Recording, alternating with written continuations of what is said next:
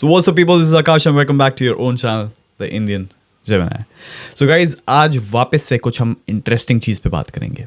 बात ये है कि अगर आप इंडिया में रहते हैं और आप आयरलैंड आना चाह रहे हैं तो क्या डिफरेंसेस बेसिकली आपको देखने को मिलते हैं. तो आज हम कंपेयर करते हैं living in India versus living in Ireland. मैंने अपनी पढ़ाई भोपाल से करी है, अपनी ग्रेजुएशन भोपाल से करी है, अपनी पोस्ट ग्रेजुएशन मतलब जो मैं फर्स्ट मास्टर्स करने गया था वो मैंने पुणे से करी है. मैं 6 साल मुंबई पुणे में काम किया है और उसके बाद जाके मैं अपना सेकंड मास्टर्स करने आया हूँ आयरलैंड में. तो गाइस बहुत सारे डिफरेंसेस मैंने देखे हैं, बहुत सारी अलग अलग चीज़ें मैंने देखी हैं जिसके बारे में आज मैं आपको बताने जा रहा हूँ. सबसे पहली चीज़ जिसके बारे में हम बात करते हैं वो है कॉस्ट. बेसिकली कॉस्ट लिविंग कैसा है इंडिया में एज़ कम्पेयर्ड. हर किसी के लिए हर स्टेट में अलग अलग होगा, फॉर श्योर अलग होगा. डिपेंड करता है आप कौन से सिटी से हैं, कौन से स्टेट से हैं, कहाँ पे किस हिसाब से सारी चीज़ें होती हैं.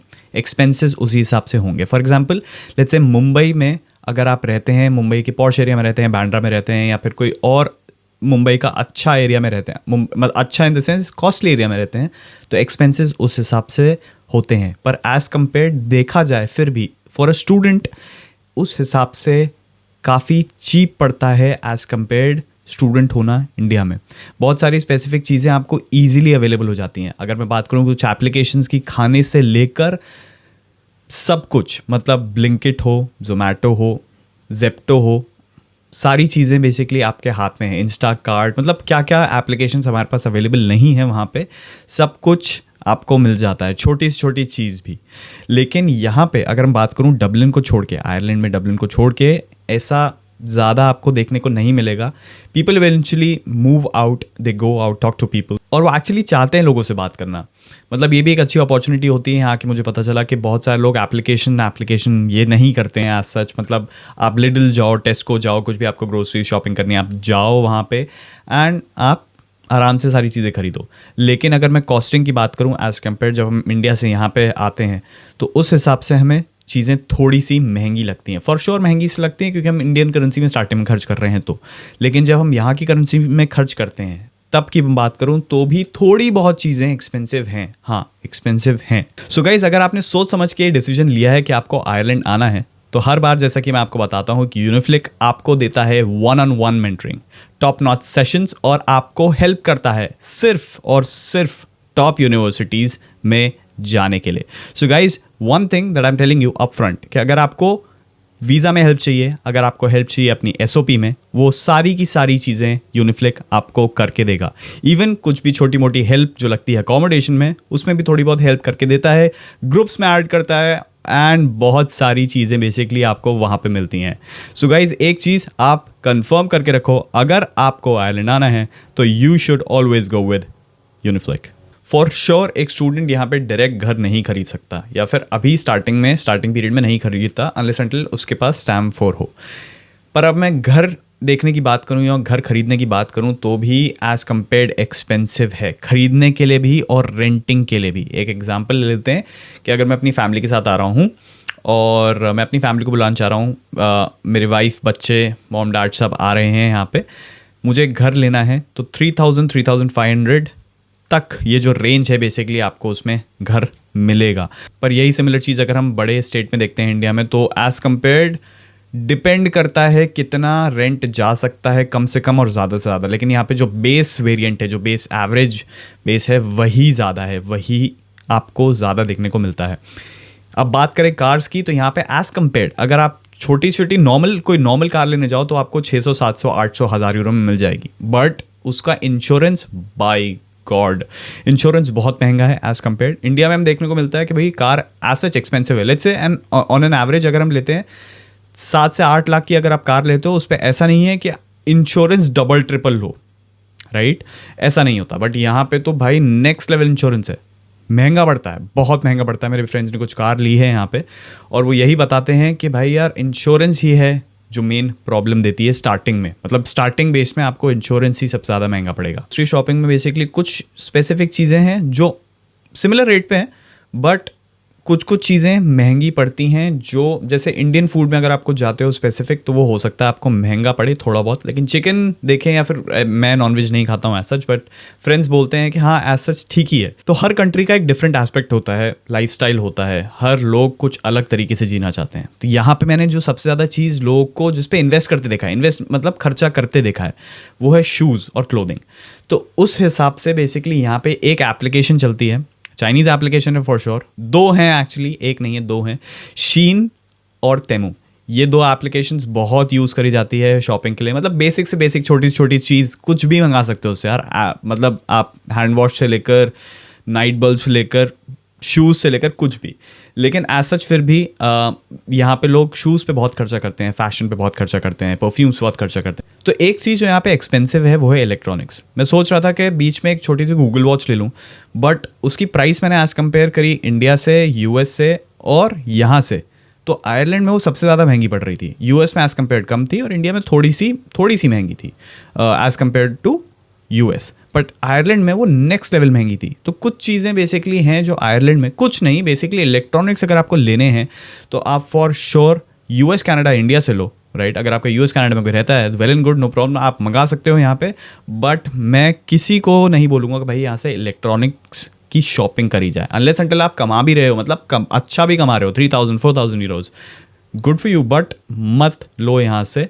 बेटर है कि आप इंडिया से लो या फिर यूएस से लो, सस्ता पड़ेगा। तो अब एज अ स्टूडेंट अगर आप आयरलैंड में आ रहे हैं, ठीक है, अब आपको ये चीज़ पता थी कि आपके कॉलेज में फ़ीस ज़्यादा है, कोई भी स्पेसिफिक कॉलेज ले लो, रैंडम एक कॉलेज लेते हैं, उसकी फ़ीस ज़्यादा है। अब उसके ROI निकालना सबसे इंपॉर्टेंट है हर स्टूडेंट के लिए। हम सबको ये चीज़ पता है कि हमें उस चीज़ का पैसा वापस निकालना है, भले 1 साल में 2 साल में, जितना भी टाइम बेसिकली आपके पास यहाँ पे है। फॉर एग्जांपल आप सभी को पता है आयरलैंड आपको प्रोवाइड करता है 1 साल की पढ़ाई पे 2 साल का वर्क परमिट।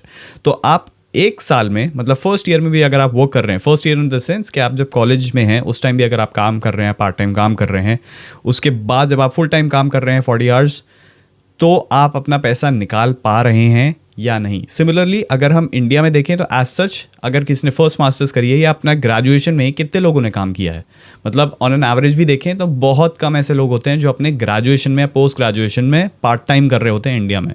बट यहाँ पे वो चीज़ अवेलेबल होती है कि आप पार्ट टाइम कर सकते हैं, बट उसकी एक पॉसिबिलिटी ये है कि आपको पार्ट टाइम जॉब मिले तब की बात है।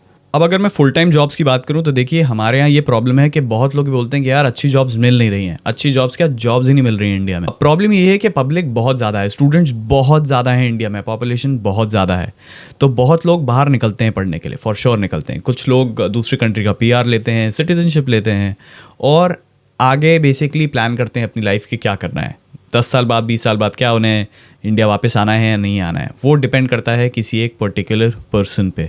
यहाँ पे भी यही सिमिलर चीज़ है, बहुत लोग स्टैम्प 4 के बाद सिटीजनशिप लेने के बाद सोचते हैं कि यहाँ रहना है या नहीं रहना है, depending on their particular choice. तो आपका आयरलैंड में कॉलेज से स्टार्टिंग, जहाँ आप कॉलेज स्टार्ट कर दो फ्रॉम द फर्स्ट डे, उसके बाद आपका रेंट, आपका अकोमोडेशन, फिर आपकी एक पार्ट टाइम जॉब, फिर आपके एक फुल टाइम जॉब, फिर आप कार लेते हो। तो एक लंबी जर्नी है एज सच, हर किसी की अलग अलग जर्नी है, राइट। कुछ लोगों को यहाँ पे 2 साल रहना है, 1 साल रहना है, फिर वापस जाना है। कुछ लोगों का रहने का मन नहीं, सिर्फ पढ़ने आए थे।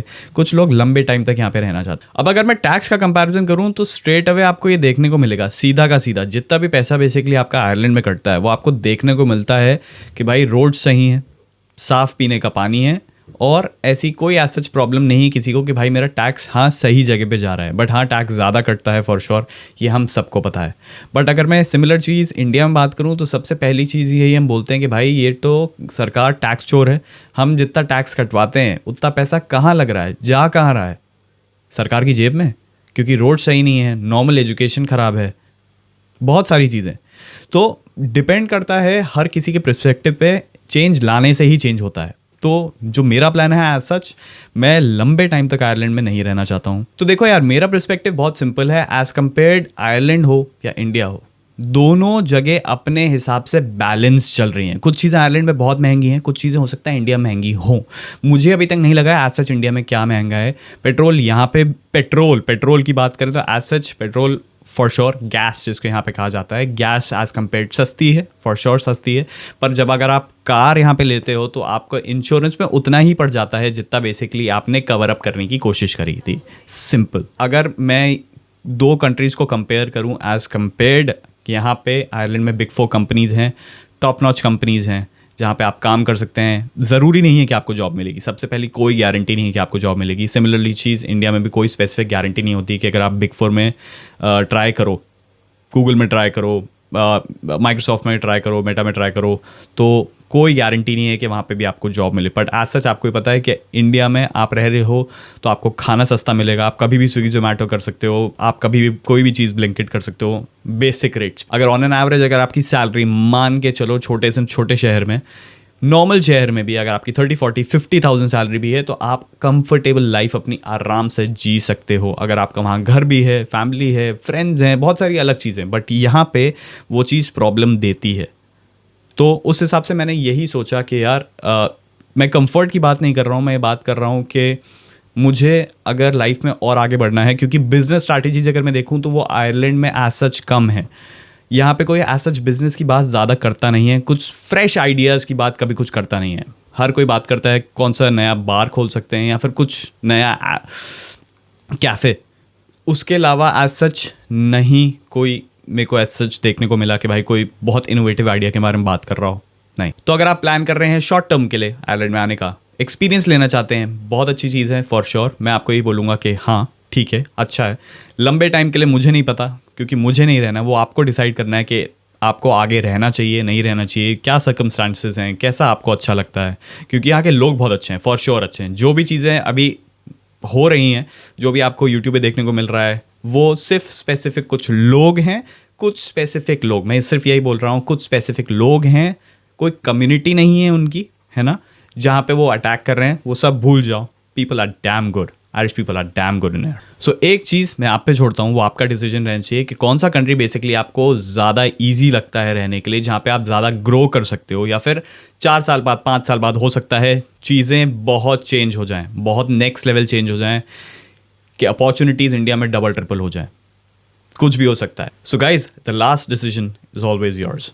अच्छा एक चीज़ और, मैं टॉपमेट जैसे कोई भी एप्लीकेशंस या फिर पेड एप्लीकेशंस बिल्कुल प्रमोट नहीं करता हूँ, बिल्कुल भी नहीं। मैं बेसिकली आपसे 1-on-1 फ्री में बात करता हूँ। आप मेरे को इंस्टाग्राम, लिंक्डइन कहीं पे भी मैसेज कर सकते हैं। एक मैंने व्हाट्सएप ग्रुप भी बनाया हुआ है, आप वो भी ज्वाइन कर सकते हैं। डिस्क्रिप्शन बॉक्स में मैं दे दूंगा उसकी भी लिंक। अगर आपको चीज़ें अच्छी लगती हैं, अगर आपको मेरी वीडियोज़ अच्छी लगती हैं, तो गाइज लाइक शेयर सब्सक्राइब और वो बेल आइकन फटाफट दबा दो, क्योंकि बहुत सारी इंटरेस्टिंग वीडियोज़ मेरी और आनी बाकी हैं। सो गाइज आई होप आपको वीडियो अच्छी लगी है, एंड अगर अच्छी लगी तो like share subscribe. So guys that's all from my end, bye bye.